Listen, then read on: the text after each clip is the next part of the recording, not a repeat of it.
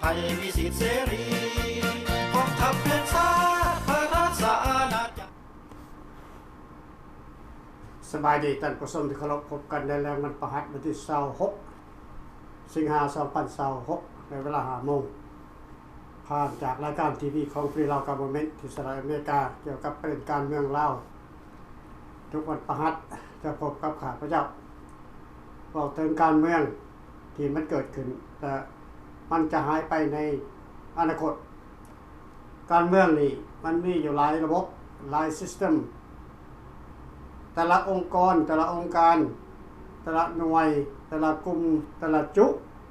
ก็เฮ็ดบ่คือกันพี่น้องเราต้องเข้าใจเป็นยังจะมีหลายองค์การแท้เป็นยังจะบ่เป็นองค์กรเดียวเนาะท่านผู้ชมหรือว่าประชาชนที่รักชาติทั้งหลายต้องเข้าใจในระบบเสรีประชาธิปไตยนี่มันต้องมีหลายพรรคหลายกลุ่มหลายก้อนบ่มันจะมีพรรคเดียวเหมือนกับคอมมิวนิสต์ยกตัวอย่างคือคอมมิวนิสต์สปป.ลาวมันจะบ่ให้มีเกินกว่าพรรคนึงมีพรรคเดียวคือพรรคประชาชนปฏิบัติลาวเท่านั้นที่มีอำนาจอยู่ในประเทศลาวและสามารถคุมเหตุการณ์ทุกอย่างอยู่ภายใต้ในระบบการปกครองของพวกเขาซึ่งในระบบเสรีประชาธิปไตยเฮาบ่มีข้อจำกัดเฮาบ่มีข้อผูกมัดมันมีหลายกลุ่มหลายจุหลายหน่วยหลายองค์การแต่ละองค์การก็มีทฤษฎีของภายมันในการต่อสู้ฉะนั้นแล้วบ่ต้องเข้าใจผิดแล้วก็บ่ต้องเสียใจว่าลาวเฮาบ่สามารถจะร่วมกันเป็นหนึ่งได้แต่สุดท้ายทุกๆองค์การนั้นก็ต้องได้เข้ามาร่วมกันในองค์กรใดองค์กรหนึ่งในอนาคตเฮาก็ยังบ่ทราบแล้วก็บ่ฮู้ว่าองค์การใดจะเป็นที่พึ่งของประชาชนได้ในอนาคตต่อไปทุกองค์การก็มีดีกันไปหมดทุกองค์การได้ซ้ำเราทหารกะและฟรีลาวกัมเมนต์นี่เฮาก็มีโครงการของเฮาเหมือนกันที่คิดว่าโครงการของพวกเขามันดีเด่นกว่าทุกองค์การเพราะว่าเฮาบอกถึงจุดในใจความของการต่อสู้การเสียเอกราชให้เวียดนามทุกคนรู้ว่าลาวเสียเอกราชให้เวียดนามแต่เข้าใจเป็นคนละอย่างหลายกลุ่มหลายองค์การคิดว่าเสียเอกราชให้เวียดนามในปี1977เพราะไกรสอนกับพามันดงนี่เส้นสัญญากันในปี1977อันนั้นแม่นก้นล่วงซื่อๆพี่น้องสัญญา1977บ่มีความหมายในสายตาความเป็นจริงของลาวกับลาวจะบ่มีหยังใหญ่กว่าสัญญาลาวกับลาวสัญญาลาวกับลาวนั่นคือ1973ปฏิสัญญากุมภาพันธ์เท่านั้นที่เป็นสัญญาใหญ่สัญญาความเป็นลาวหลายภายเขารวมกันยุติสงครามมีภายกลางภายซ้ายภายขวาได้ลงเส้นสัญญากันในวันสุดท้ายคือวันที่21กุมภาพันธ์1973ถ้าข้าพเจ้าจะเข้าถึงขอในใจความในรัฐบาลทั้ง3ฝ่ายเพื่อให้ประชาชนรุ่นเก่ารุ่นใหม่ได้เข้าใจข้าพเจ้ามั่นใจว่าถึงถ้าพวกท่านเกิดก่อนข้าพเจ้าครับแต่ข้าพเจ้ามั่นใจว่าท่านบ่ฮู้เหตุการณ์ความจริงบ่เข้าถึงเหตุการณ์ความจริงเพราะว่าหลายท่านก็ได้ยินจากเรากันปากต่อปากโดยบ่ได้ศึกษาค้นคว้าหาข้อมูลด้วยตนเองเราถือยึดอำนาจไปวันที่2ธันวาคม1975หลายปากหลายคนก็เว้าว่าย้อนว่าพรรคคอมมิวนิสต์สปป.ลาวคือเขายึดอำนาจพวกท่านต้องท่วงคืนไปหลังอีกว่าได้วันที่2ธันวาคม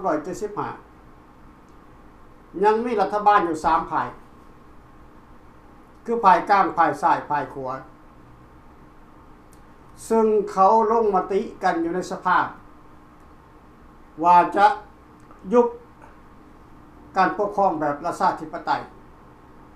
และเอาระบอบสังคมนิยมเข้ามาแทนซึ่งบ่มีผู้ใดเอาความจริงมาเปิดเผยเพราะคนส่วนใหญ่ 70%อยู่ในสภานั่นเป็นฝ่ายคอมมิวนิสต์ไปหมดแล้วแม่นไผเป็นฝ่ายคอมมิวนิสต์ก็คือฝ่ายกลางก็คือเสด็จเจ้าสุวรรณภูมิซึ่งเป็นนายกรัฐบาลแห่งราชอาณาจักรลาวมาเป็นเวลา30 ปีผู้ที่มีอำนาจเป็น4ตายได้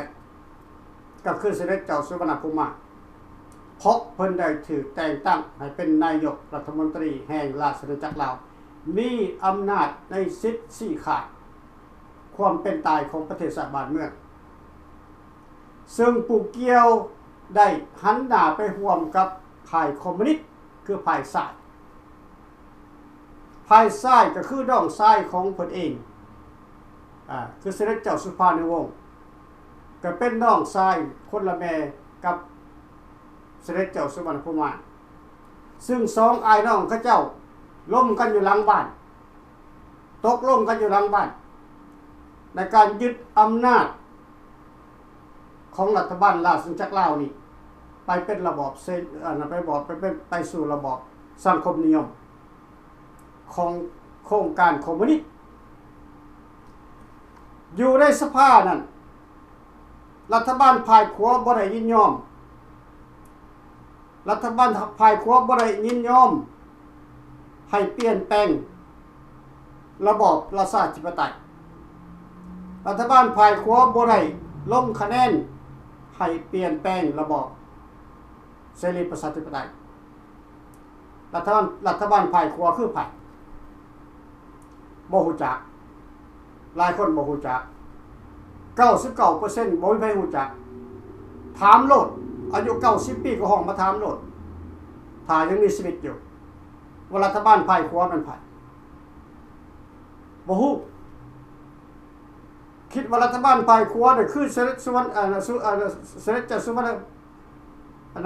รณภูมิฝ่ายซ้ายเสด็จสุภาณิวงศ์ฝ่ายกลางในพลกองแหล่บ่เชื่อถามโลดถามทุกๆท่านถ้าถามทุกๆคนโลดอายุ90ลงมาถามโลดมันแม่นบ่ที่ว่าข้าพเจ้าบอกไป 100% ซึ่งรัฐคนได้สมัยก่อนบ่เข้าใจระบบการปกครองอยู่ในลาวคิดว่าเสด็จสุวรรณภูมินี่เป็นฝ่ายขวาบ่แม่นพี่น้องสุวรรณภูมิคือฝ่ายกลางสุภาณิวงศ์เป็นฝ่ายซ้ายฝ่ายขวาเป็นไผบ่มีไผฮู้เท่าทุกวันนี้ข้าพเจ้าจึงจะนำขึ้นมาบอกว่าฝ่ายขวานั่นคือราชวงศ์ภาคใต้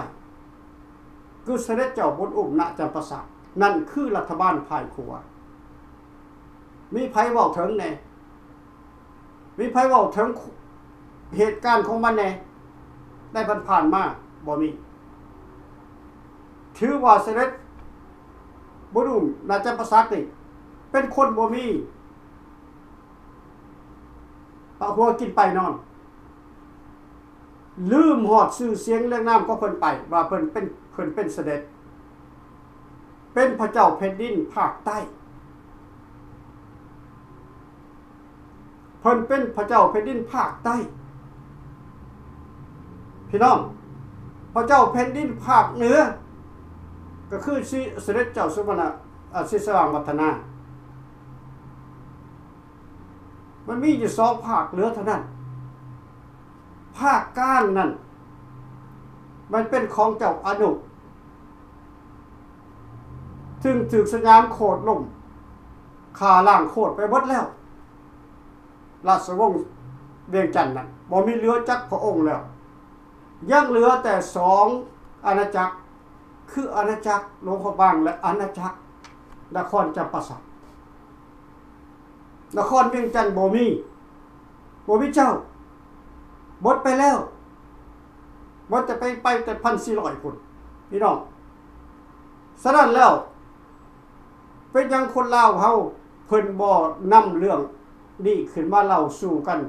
ให้เข้าใจว่าการเมืองมันเป็นฆ่ากันอยู่ไสการเมืองมันเป็นข้างกันอยู่ไสเป็นหยังการเมืองมันบ่เดินหน้า50ปีแล้วการเมืองเป็นหยังมันบ่เดินหน้านับมือถอยหลังไปเรื่อยๆ50ปีไปแล้วพี่น้องคิดให้เบิ่งว่านักการเมืองทุกคนนักปัญญาชนทุกคนนักวิชาการทุกคนคิดเบิ่งว่าเป็นหยังการเมืองนี่มันจึงถอยหลังพรรคของฝ่ายเสรีและการเมืองพวกคอมมิวนิสต์ไปยังมันจึงคืบหน้าการเมืองฝ่ายขวามันถอยหลังเห็นแล้วจะว่าถอยหลังดร.ฟารีเอาเรื่องอะไรมาเว้ามาเป็นตัวอย่างว่ารัฐบาลฝ่ายขวามันถอยหลังพวกท่านคิดเบิ่งคัก50ปีแล้วเมื่อก่อนหลังจากปี1945ถือโค่นล่มรัฐบาลแล้ว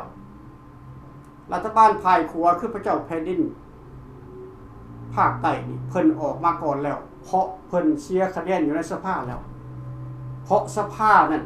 ถูกคอมมิวนิสต์และฝ่ายกลางยึดไปแล้วตามคะแนนเสียงน่ะต้องโค่นล่มถ้าว่ารัฐบาลฝ่ายขวาข่าว่าพระเจ้าแผ่นดินภาคใต้บ่ต้นนี้จากประเทศเราก็ถึกเขาจับไปฆ่าเหมือนกับพระบาทสมเด็จพระเจ้ามหาชีวิตศรีสว่างวัฒนาพร้อมด้วยพระมเหสีและราชมงกุฎบดครอบครัวเอาไปฆ่าจนหมดพี่น้องนั่นแหละคือตัวอย่างพวกท่านคิดได้จังไดพวกท่านจังบ่รู้จักว่าการเมืองนี่มันข้างค่ากันอยู่ไส3เหล่าทหารก็เป็นลูกเป็นหลานของนักการเมือง3เหล่าทหารก็เป็นน้องเป็นดุงของนักการเมืองที่เก็บและค้นคว้าข้อมูลต่างๆขึ้นมาศึกษาให้รู้เห็นเป็นจริงว่ารัฐบาลลาวฝ่ายขวาเสียอำนาจไปให้รัฐบาลฝ่ายซ้ายกับฝ่ายกลางในวันที่2ธันวาคม2575ได้บอกพี่น้องตอนนี้ระยะนี้รัฐบาลฝ่ายขวาเพิ่นก็ได้กลับมาเต้าโฮมพ่อแม่พี่น้องประชาชนคือเก่าอีกแล้วเมื่อก่อนเพิ่นไปอยู่ไสไปยังเพิ่นจังบ่ออกมาคันพวกท่านถามข้าพเจ้าตอบได้การที่เพิ่นหายตัวไปบ่แม่นว่าเพิ่นบ่เฮ็ดบ่แม่นว่าเพิ่นบ่ทำเพิ่นก็สู้เพิ่นก็ทำเหมือนกันท้อแต่ว่าเพิ่นบ่ออกหน้าออกตาเท่านั้นเพราะบ่อยากเป็นคู่แข่งกับพรรคการเมืองใดๆอีกเพราะบ่อยากเป็นข้อขัดแย้งเพราะบ่อยากไปดึงแข้งดึงขาของผู้ใดอีกเพิ่นจึงเฮ็ดอยู่เงียบๆพี่น้องแล้วเป็นยังมันจะออกมาตอนนี้ก็เพราะว่าบ่มีไผเฮ็ดเลยเด้ผู้ที่มีอำนาจและบารมีสูงส่งนั่นบ่มีไผแล้ว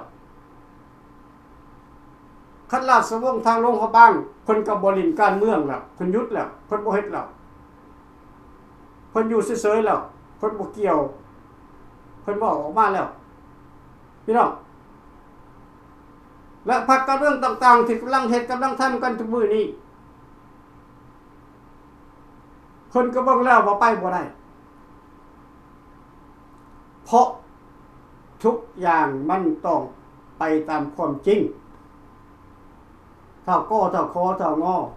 สิออกมาเหตุการณ์เมืองจะไปเป็นผู้นำเองจะไปสร้างอาณาจักรตัวเองมันเป็นไปบ่ได้100%เป็นไปบ่ได้แม้แต่ทหารกล้าก็ยังไปบ่ได้ข้าพเจ้าเคยบอกไปตลอดว่าทหารกล้าคือทหารกล้าคือนักสู้เท่านั้นแต่บ่เป็นผู้นำข้าพเจ้าบอกไปเลย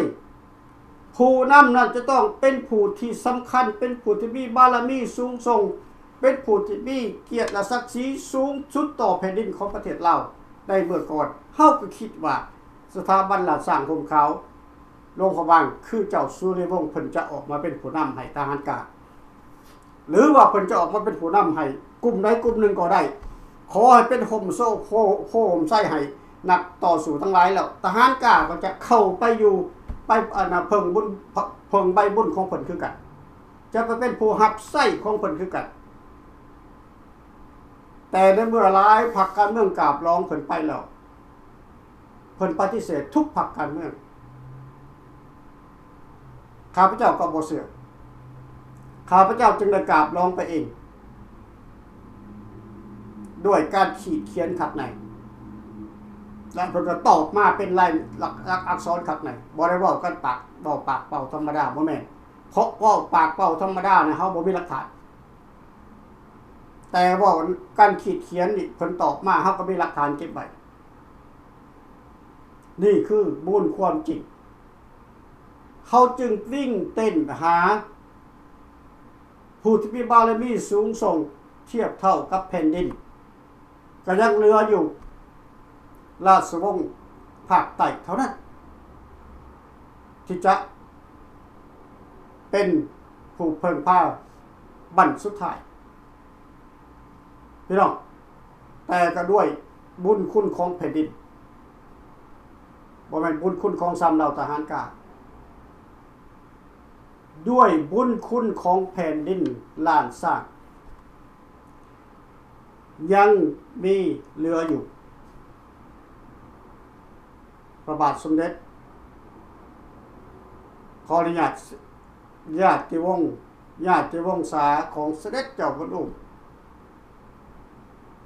ซึ่งเป็นเครือญาติใกล้ชิดที่สุด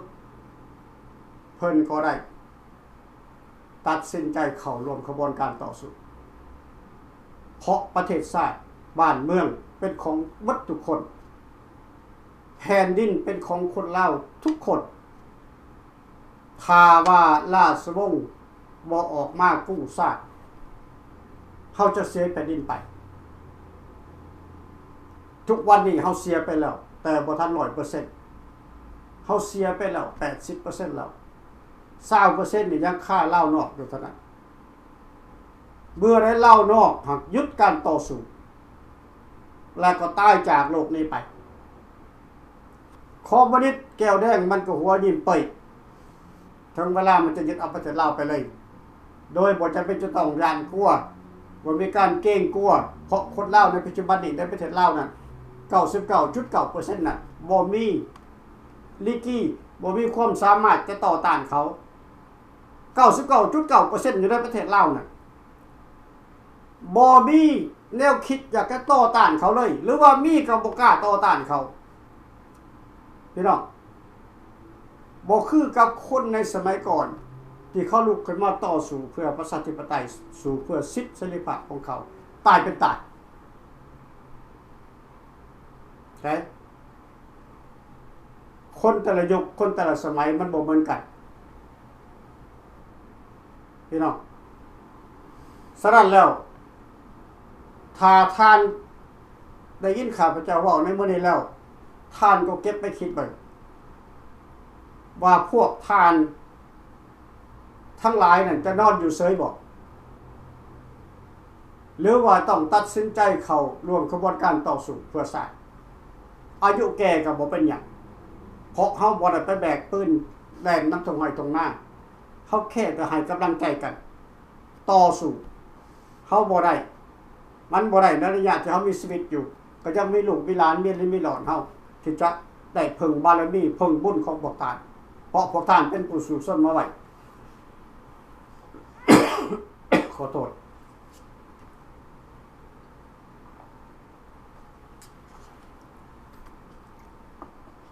เป็นยังข้าพเจ้าจึงแหกห้องก็เพราะว่าถ้าพวกเขาบ่ร่วมตัวกันเขาจะบ่มีวันชนะพวกคอมมิวนิสต์อย่างเด็ดขาด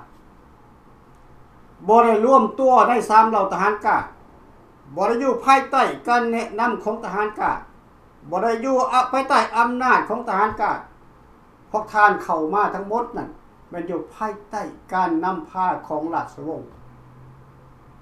บ่แม่นนำพาของ3เหล่าทหารกล้าบ่แม่นนำพาของฟรีลาวกัฟเวอร์เมนต์แม่นอยู่ภายใต้โครงการของราชวงศ์ล้านสร้างคนขาวภาคใต้ เพิ่นจะเป็นผู้ทอดโฮมประเทศลาวเพิ่นจะเป็นผู้ปรับปรุงและแก้ไขการเมืองในประเทศลาวให้ถึงที่สุดพี่น้อง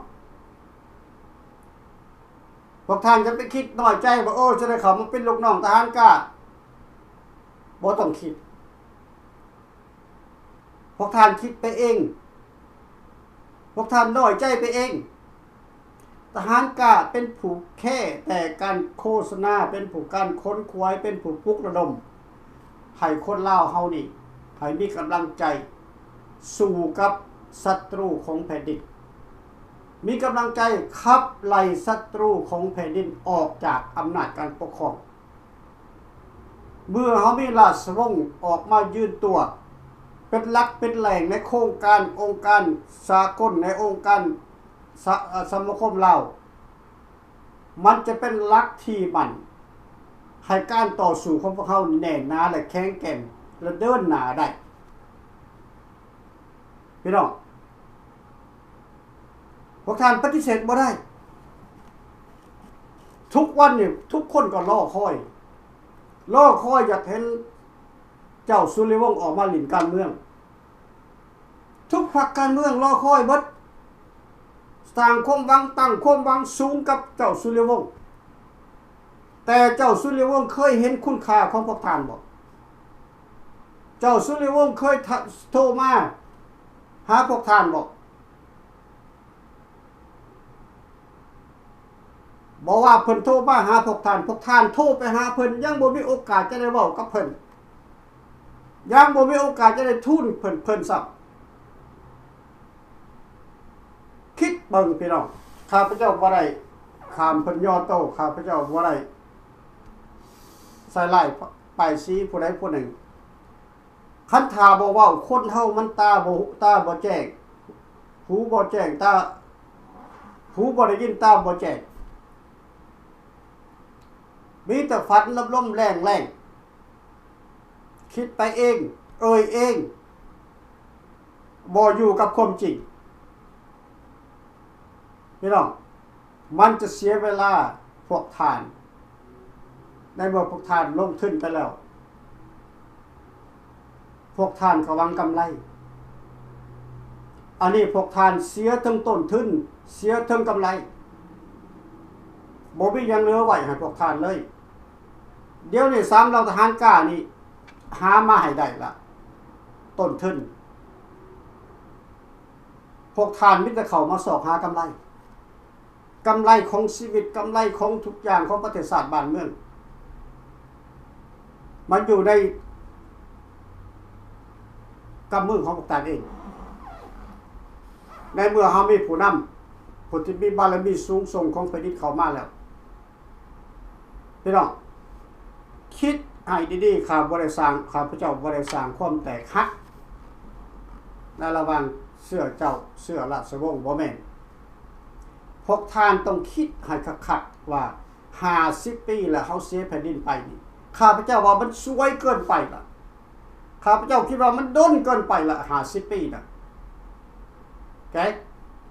มันบ่สามารถจะดึงขึ้นมาได้แล้วประเทศลาวแล้วนะต้นไว้มันก็แก่นแล้วเอาขนไปซักมันก็บ่เข้าแล้วในปัจจุบันนี้นะแต่มันจะแข็งสำใดมันจะแก่งสำใดเฮาบ่เก่งกว่ามันมีไม้แข็งเฮาก็มีไม้แข็งพี่น้องสิ่งที่มันกลัวที่สุดก็คือสนธิสัญญาเวียงจันทน์พรรค173ในโครงการ18ข้อนี่คือจุดอ่อนของพรรคประชาชนปฏิวัติลาวที่มันกลัวมันย่านที่สุดพี่น้องในเมื่อเฮามีราชวงศ์ที่เป็นเจ้าของที่เป็นผู้มีอำนาจมีสิทธิ์ในการฮื้อฟื้นท่วงถามความเป็นจริงขึ้นมาเฮาก็ควรจะเข้ามาช่วยเหลือกันส่งเสริมกันสุขอยู่กันพี่น้องอันนี้ข้าพเจ้าเรียกร้องแท้ๆเรียกร้องวัตถุภักทุกฝ่ายให้ลืมความเก่าความหลัง ให้ลืมคำที่ว่าเฮาร่วมกันบ่เข้าใจบ่มันผิดกันเลยเฮาร่วมบ่เข้าใจในหลักการเมืองเพราะพวกทานก็มีโครงการของพวกทานก็มีโครงการของทานกอทานขอก็มีโครงการของทานขอทานงอก็มีโครงการของทานงอเดี๋ยวนี้โครงการแต่ละโครงการของพวกทานนั้นมีแล้วให้พวกทานเอามาโฮมอยู่ในโครงการของสถาบันหลังสร้างกรมข่าวภาคใต้นี่เพิ่นจะเป็นผู้เก็บกำข้อมูลของพวกทานไว้และโครงการของพวกทานน่ะจะนำเอาไปใส่หลังจากเมื่อเฮามีอำนาจเต็มร้อยอยู่ในประเทศลาวแล้วหลังจากที่เฮาขับไล่คอมมิวนิสต์ออกจากอำนาจการปกครองแล้วโครงการทุกโครงการที่พวกทานเสนอมานั้นแน่นอนได้ใส่ทั้งหมดเพราะมันเป็นโครงการที่ทางดีๆทั้งนั้นเฮาถิ่มบ่ได้แต่ระยะนี้เนี่ยเฮาต้องเอาโครงการนี่มาโฮมกันอยู่ในโครงการของราชวงศ์นี่ก่อนให้ราชวงศ์เพิ่นเป็นผู้นำพาก่อนอื่นเฮาต้องปราบปรามผู้ที่มีอำนาจในประเทศลาวก่อนคนมีอำนาจจะปราบปรามคนมีอำนาจได้คือข้าพเจ้าคือทานน้ำแทงคือพวกทานหลายๆทานพวกทานเอาอำนาจมาแต่ใส่พวกทานบ่มีอำนาจจะไปปราบปรามพวกมีอำนาจในประเทศลาวนั่นมันบ่ได้พี่น้องเขาต้องให้รู้จักว่าเขามีอำนาจขนาดใดเฮามีอำนาจขนาดใด50 ปีแล้วเฮาต่อสู้อยู่ข้างนอกนี่เฮาไปฮอดไสเนี่ยเฮาเหยียบแผ่นดินลาวได้จักคือบ่ได้ย้อนหยังย้อนเฮาบ่มีอำนาจผู้ที่มีอำนาจบ่ออกมาเฮ็ดเวียกแต่เดี๋ยวนี้ผู้ที่มีอำนาจออกมาเฮ็ดเวียกแล้วใครเฮาแล้วเฮาก็ควรจะช่วยโอกาสและนำเอาโอกาสนี้มาเป็นวิธีการต่อสู้ร่วมกัน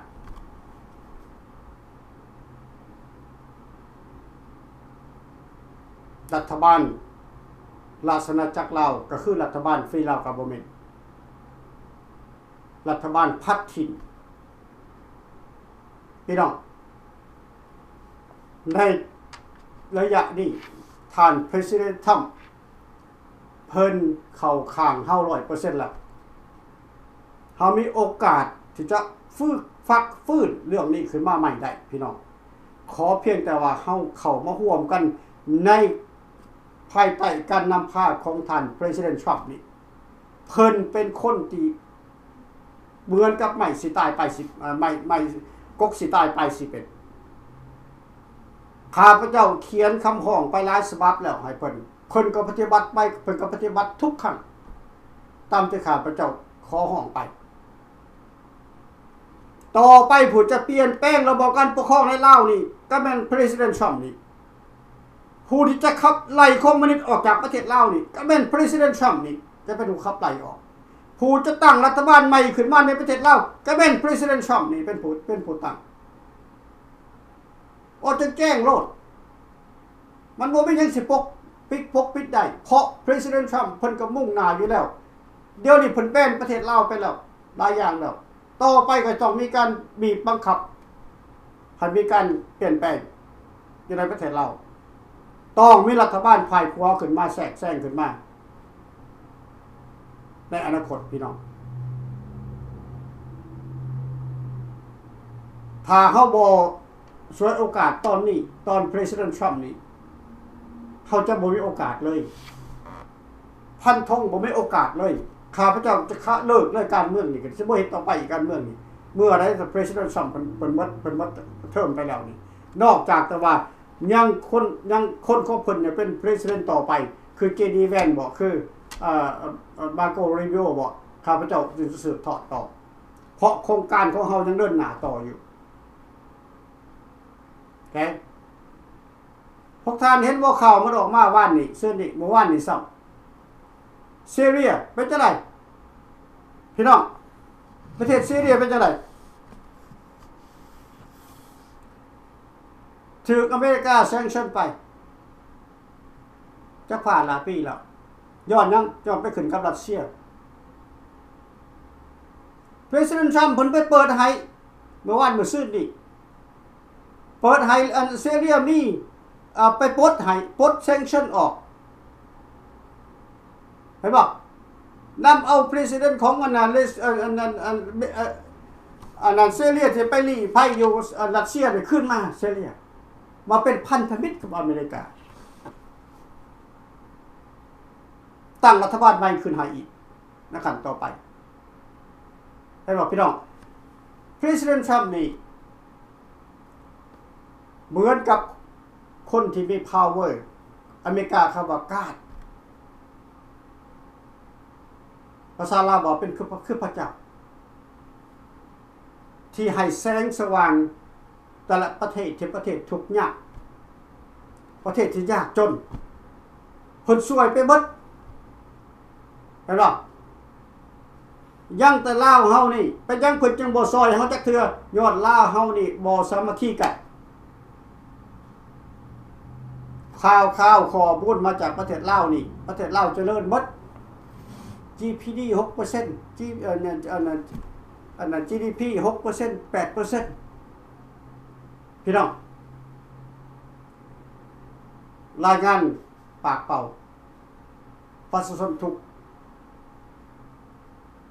หาเขากินบ่มีทุกอย่างเกิดขึ้นในประเทศลาวอุทกภัยเกิดขึ้นในประเทศลาวบ่มีการออกมารายงานประชาชนตายหน่อยหลายปานใดบ่มีตัวเลขออกมานั่นคือระบบคอมมิวนิสต์ในเมื่อว่าเฮาเป็นฝ่ายเสรีเฮาอยู่ฝ่ายขวาแล้วเฮาเห็นแล้วว่าคอมมิวนิสต์มันเป็นคนที่บ่ดีระบบการปกครองที่เพิ่งพาอาศัยบ่ได้แม่นเผด็จการเขาจึงออกมาต่อสู้กับเขาแต่เขาจะมาต่อสู้ปากต่อปากด่ากันมือนี่มืออื่นด่ากันเจ้าด่าคอยด่าเจ้าคู่มือนี่มันก็บ่เปิดผลมันบ่มีประโยชน์เขาต้องมีที่พึ่งเขาต้องมีผู้นำพาพี่น้องเดี๋ยวนี้เขามีผู้นำพาออกมาแล้วคือราชวงศ์ภาคใต้เพิ่นยอมเสี่ยงสละเสี่ยงและเสียสละยอมเสี่ยงและเสียสละสิทธิ์ของเพิ่นเพื่อมากอบกู้เอกราชกอบกู้ประชาธิปไตยกอบกู้แผ่นดินคืนมาให้ปวงชนลาวพวกท่านคิดว่าคุณค่าราคาของราชวงศ์ภาคใต้นี่บ่มีอันเทียบเลยพี่น้องบ่มีอันเทียบที่เพิ่นออกมาเล่นการเมืองนี่นะโอเคเพิ่นยังกล้าเสี่ยงออกมาและเฮาเป็นไผเฮาบ่กล้าเสี่ยงออกมาเก็บไปคิดเบิ่งท่านผู้ชมทุกคนเก็บไปคิดเบิ่งการที่ข้าพเจ้าออกมาเรียกร้องนี่เพราะเฮาบ่อยากให้มันเวลานี่มันเสียบ่อยากให้เวลานี่มันแก่ยาวเพราะอายุสังขารของแต่ละคนนี่ก็เกิน60เบิดแล้วเฮาบ่มีเวลาเหลือหลายที่จะนำพาไปได้ไปหลังจาก10กว่าปีไปแล้วฉะนั้นเฮาต้องเร่งรัดตัดต้อนเข้ามาให้มันทันกับเหตุการณ์พี่น้องอย่าสิไปว่าทาผู้นั้นทาผู้นี้ทาสันทางสิเนาะบ่ต้องทาเดี๋ยวนี้เฮามีผู้นำพาแล้วผู้นำพาคือพวกที่พวกท่านรอคอยมา50ปีคือราชวงศ์น่ะเฮามีราชวงศ์มาแล้วแล้วพวกท่านจะรอไปฮอดไปท่าไปอีกบ่ต้องรอเข้ามาอยู่ภายใต้การนำพาของราชวงศ์ภาคใต้เพิ่นจะเป็นหัวเลี้ยวหัวต่อทางด้านการเมืองให้พวกเขาแน่นอนเพิ่นเป็นผู้มีบารมีเพิ่นผู้มีอำนาจในการติดต่อเจรจานานาชาติแม้แต่สปป.ลาวก็กลัวแม้แต่รัฐบาลสปป.ลาวมันก็ยังย่านมันย่านเฮาบอกมันย่านนักการเมืองลาวดอกที่ออกมาบอกก็ไม่คุ้มมือนี่บอกมันย่านบ่ราชวงศ์ภาคใต้ yes มันย่านบ่ราชวงศ์ลงเขาบ้าง no มันย่านบ่ราชวงศ์ภาคใต้ yes เห็นบ่กลัวบ่ราชวงศ์ภาคใต้ yeah เมื่อเห็นจุดอ่อนมันแล้วเฮาก็ต้องสุมไฟพี่น้องสุมไฟเข้ามาปี2027นี่ เขาจะมีการร่วมตัวกันอยู่ในเฟรชโนนี่นะซึ่งจะมีราชวงศ์คนจะลงมาเปิดโครงการอยู่ที่เฟรชโนนี่และก็ขอเรียกร้องไปถึงคนลาวทุกคนจะเป็นนักการเมืองหรือบ่นักการเมืองเป็นคนธรรมดาสามัญก็ยินดีต้อนรับบ่จะเป็นนักการเมืองจังมาร่วมคนธรรมดาสามัญพอให้ชาวนาชาวบ้านธรรมดานี่ก็สามารถเข้าร่วมรับฟังได้เพื่อให้เข้าใจระบบการเมืองและขั้นต่อไปพี่น้องอย่าไปคิดว่าเขาบริหารการเมืองแล้วบ่ไปแล้วปล่อยเขาจะไปโนพวกท่านก็มีสิทธิ์เท่าเทียมกันกับนักการเมืองพวกท่านก็เป็นเจ้าของแผ่นดินเหมือนกันพวกท่านก็เป็นอพยพที่ถูกเขาขับไล่ออกมาจากแผ่นดินคือกันพวกท่านบ่มีบ้านอยู่ถ้า President Trump เพิ่นดีโพร์ตไปถึงเพิ่นส่งขึ้นประเทศลาวนี่ประเทศลาวมันก็บ่ฮับเพราะมันบ่ฮับเพราะมันบ่ได้ว่าเจ้าเป็นคนลาวแล้วเป็นยังมันจึงฮับเดี๋ยวนี้ก็เพราะว่า President Trump จ้างหัวละ 3,000 จ้างหัวละ 3,000 นะ $3,000 แต่ฮับไปแล้วเขาบ่ได้ให้เจ้าเป็นคนลาวคือเก่าเขาก็เอาไปเจ้าไปลงไปออกแรงงานฮับใส่เขาคำว่าออกแรงงานนั่นภาษาคอมมิวนิสต์นั่นมันฟังดีฟังขึ้นคำว่าออกแรงงานนะโอเคมันฟังแบบสวยงามฟังมีคุณค่าราคาไปออกแรงงาน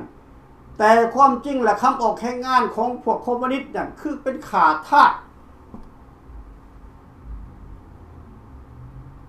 เรื่องจริงแหละคือขาทาสหับใส่พวกเขาด้วยบ่มีค่าจ้างรางวัลแต่ภาษาคอมมิวนิสต์มันบอกออกแรงงานเพื่อให้มันฟังดีขึ้นเขาต้องเรียนรู้พี่น้องเรื่องภาษาเขาต้องให้เรียนรู้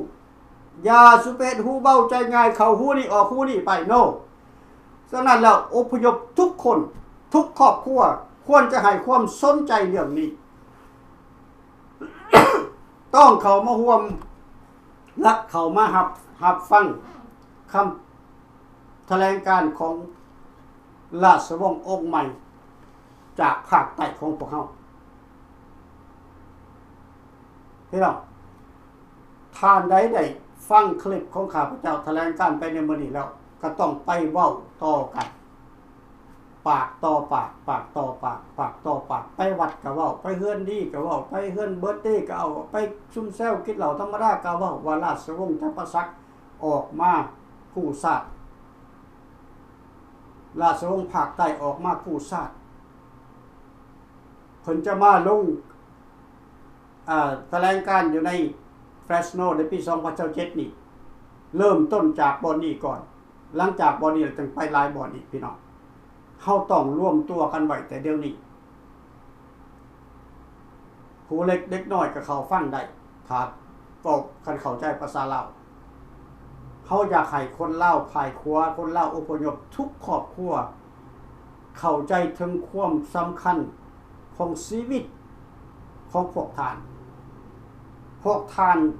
ทุกคนที่เป็นอพยพมาเป็นคนที่ให้ชาติเป็นคนที่บ่มีสัญชาติของความเป็นลาวเพราะคอมมิวนิสต์เขาตัดขาดถิ่นหมดแล้วเขาบ่ให้มีอีกแล้วกลายเป็นคนเถื่อนอยู่ในประเทศลาวพวกท่านเมื่อประเทศลาวพวกท่านก็บ่ได้เป็นคนลาวพวกท่านก็ต้องได้เสียวีซ่าประจำเดือนประจำทิศประจำวันพวกท่านอยู่เกินวีซ่าพวกท่านก็ได้เสียเงินไปอีกเพราะพวกท่านบ่แม่นคนลาวพวกท่านเป็นคนต่างชาติทุกคนรู้จักหมดแต่ทุกคนหันถือเป็นสิ่งที่บ่สำคัญเพราะมีเงินจ่ายก็จ่ายไปบ่อยากหาเรื่องบ่อยากหาเล่าจ่ายไปให้มันสิ้นให้มันแล้วไปแล้วไปพี่น้องและคุณค่าของพวกท่านไปอยู่ใส่คุณค่าของคนเป็นลาวของพวกท่านพวกเจ้าเอาพวกท่านไปโปงไว้ใส่พวกท่านไปเก็บไว้ใส่คุณค่าของคนเป็นลาวพี่น้องเป็นอพยพแล้วอย่าให้มันเป็นคนบ่ดีในสายตาของพรรคคอมมิวนิสต์เพ ราะพรรคคอมมิวนิสต์มันบอกว่าพวกเขาเป็นคนบ่ดีเป็นคนขายชาติพวกท่านก็ได้ยินจากปากทองรุ่นพวกท่านก็ได้ยินจากปากทองสิงห์ท่านก็ได้ยินจากปากอนันต์จุมรีในเมื่อก่อนทุกคนเขาว่าพวกเขาเราอพยพเป็นคนบ่ดีเป็นคนขายชาติถิ่มบ้านถิ่มเมืองและพวกท่านยังจะไปถือเข้าสูงกว่าตัวเองบอกพี่น้องพวกท่านเป็นคนที่มีคุณค่าพวกเขานี่เป็นคนที่มีคุณค่าพวกเขาทั้งหลายอพยพนี่นำเงินเข้าไปในประเทศลาวเป็นมากมายมหาศาลแต่ละปีลาวอพยพเนี่ยเป็นคนเลี้ยงคนลาวเบิดในประเทศลาวอพยพเป็นคนแบกปัญหาของรัฐบาลสปป.ลาวซึ่งเขาบ่ได้ต้องการให้ลาวอพยพไปแบกแต่พวกท่านครับอาสาสมัครไปแบกเอาเองคุณค่าของพวกท่านไปอยู่ไสนะคิดดีๆบ่พี่น้องหันหน้ามาร่วมรับฟังการแถลงการของ3เหล่าทหารกะหันหน้ามาสนใจเรื่องเด็กบ้านการเมืองช่วยรับฟังช่วยให้กำลังใจกันเท่านั้น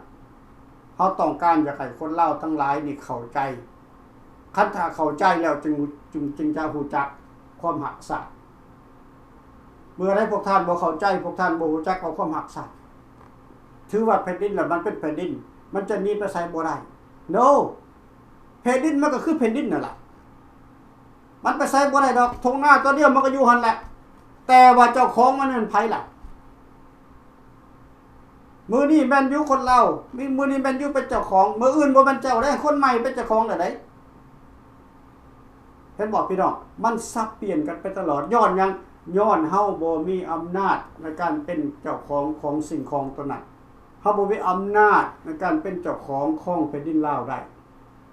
เฮาจึงกลายเป็นอพยพมาอยู่ต่างประเทศเมื่อเฮากลายมาเป็นอพยพแล้วเฮาก็ต้องท้วงเอาสิทธิของความเป็นลาวเฮานี่คืนมา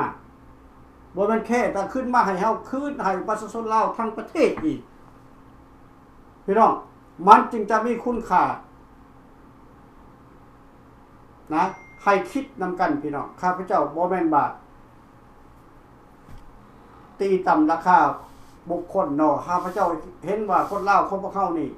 เลิศเลิงไปกับข่าวลือของคอมมิวนิสต์เลิศเลินไปนำความยั่วยงของคอมมิวนิสต์ก็เลยบ่สนใจว่าประเทศลาวนี่มันจะตกไปเป็นแผ่นดินไผก็บ่สนใจข้าพเจ้าย้ำมาหลายๆครั้งแล้วว่าลาวเฮานี่อาณาจักรล้านนาอาณาจักรล้านสร้างมันใหญ่ขนาดใดในเมื่อก่อนแล้วไปยังมันจังเหลือแค่ตั้งแต่อ้อมมือไปยังจึงกลายเป็นประเทศอื่นหมด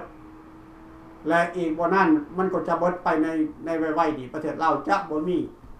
และเส้นลูกเส้นล้านเส้นเล่นสลอไปกับบ่จักว่าลาวเป็นลาวเลยเห็นบ่คันเฮามีชีวิตอยู่เฮาควรจะเก็บเอาความเป็นลาวนี่ไว้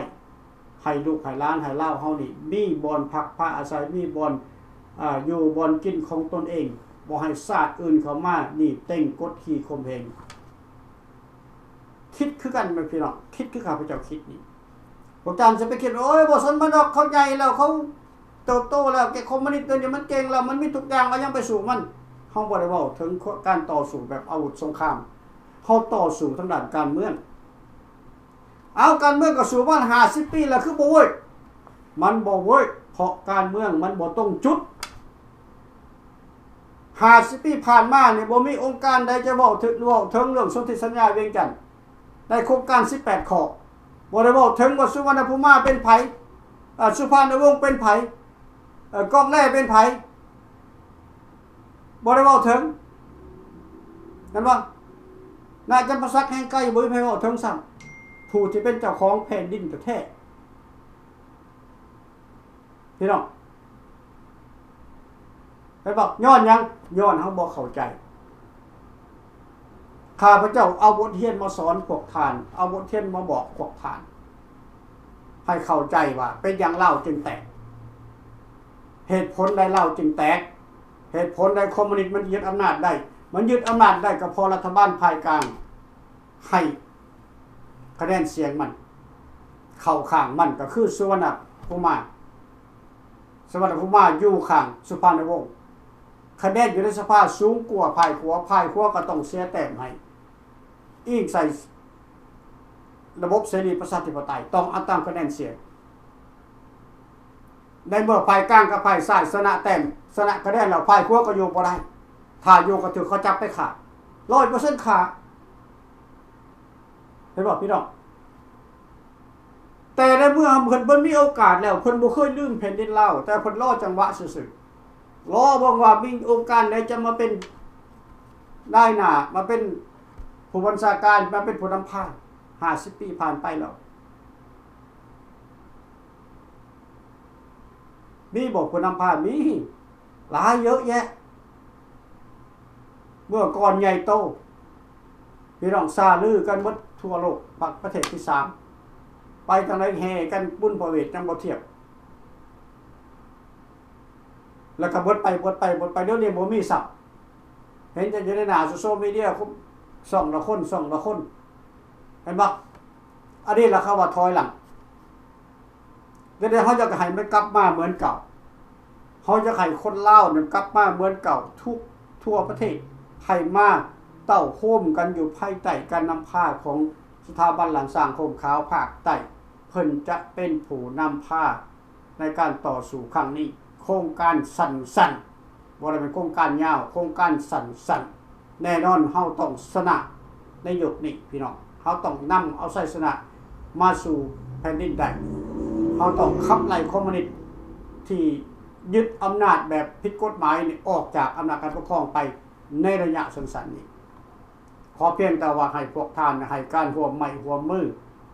ถ้ามีการลงแคมเปญในเฟรชโนในปีสิมานี่ก็ขอให้เขามาสนับสนุนกันพี่น้องเขามาสนับสนุนกันให้มากให้มากที่สุดข้าพเจ้าจะบอกไปทุกๆวันประหัสเพื่อท่วงความจำไว้ให้พ่อแม่พี่น้องประชาชนคนลาวได้ยินและก็ได้จดจำไว้สำคัญแหละคนในแคลิฟอร์เนียที่ใกล้ชิดอยู่ในคงเขตนี้เพื่อเขาจะได้กำลังใจเนาะและก็ทุกๆแขวงทุกๆรัฐในสหรัฐอเมริกาก็สามารถมาร่วมได้ก็ให้สาธุยอมมือนำพี่น้องอยากให้มาวัดทุกแขวงทุกสเตทมาร่วมโตกันแต่ระยะนี้แม่นเหมือนกันลงหาเสียงเท่านั้นพี่น้องเนาะขอขอบใจนะคำขึ้นวันนี้พบกันใหม่เนาะในอาทิตย์หน้าพี่น้องมีหยังคอมเมนต์เข้ามาเนาะแนะนำเนาะขอบใจพบกันใหม่ในอาทิตย์หน้า